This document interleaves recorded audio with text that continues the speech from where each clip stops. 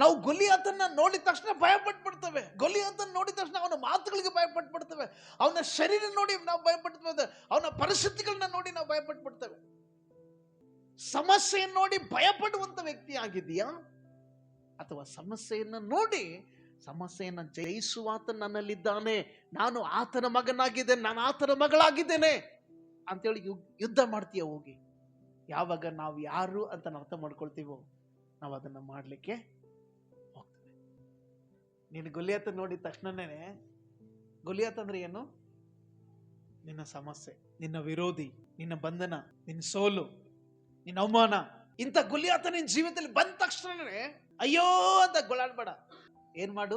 ನಿನ್ನ ಕೈಯಲ್ಲಿದ್ದಂತ ಕವಣೆ ತಗೋ, ನಿನ್ನ ಕೈಯಲ್ಲಿದ್ದಂತ ಕಲ್ಲುಗಳು ತೆಗೆದುಕೋ, ಆ ಪ್ರಾರ್ಥನೆಯ ಶಕ್ತಿಯಿಂದ ಕಲ್ಲಿನ, ದೇವರ ವಾಕ್ಯದ ಕಲ್ಲಿಂದ ತಿರುಗಿಸಿ ತಿರುಗಿಸಿ ಒಡಿ.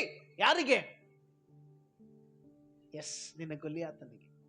ಹಲ್ಲೆಲೂಯಾ.